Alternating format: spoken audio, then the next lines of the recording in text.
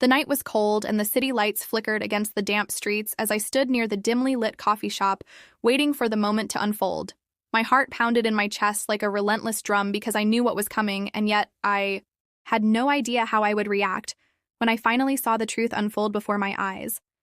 I had suspected him for months, whispers in the night, messages quickly hidden away, excuses that never quite added up, and a lingering scent of unfamiliar perfume on his clothes. I had given him every chance to prove me wrong, but deep down I knew the truth was waiting to be uncovered.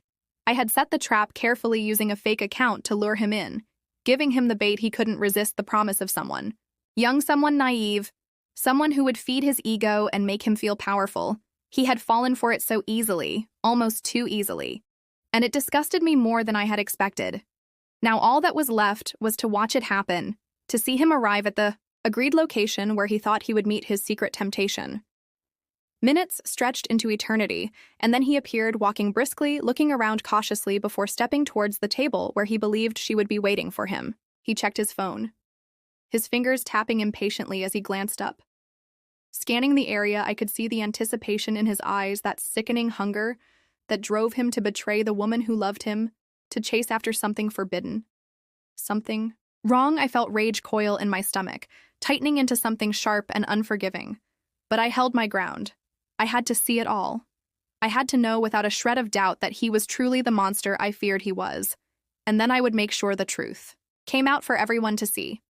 He sat there checking his phone again, unaware that I was just a few feet away watching recording, gathering the evidence that would shatter the facade he had built. The seconds ticked by, and then he typed something quickly, a message no doubt to the one he thought he was meeting. He was getting anxious, wondering if he had been stood up, and just as he was about to leave, I stepped forward, letting my presence be known. He looked up and his face went pale. His eyes widened, in shock and then panic, as he realized what was happening, that he had been caught in the act, that there was no escaping the reality of what he had done. I could see the lies forming behind his eyes, the desperate scramble to come up with an excuse. But I wasn't going to let him speak, not this time. Not when the truth was staring us both in the face. I held up my phone, showing him the messages, the profile, the evidence of his betrayal, and I watched as his hands trembled as he tried to deny it, to twist the story into something else, but there was no way out, no words that could undo what had already been done. And then I walked away, leaving him there frozen in his own guilt, knowing that the truth would soon spread like wildfire, that the mask he wore for so long would finally crumble, and that his wife, the woman he had deceived, would soon know the kind of man he truly was.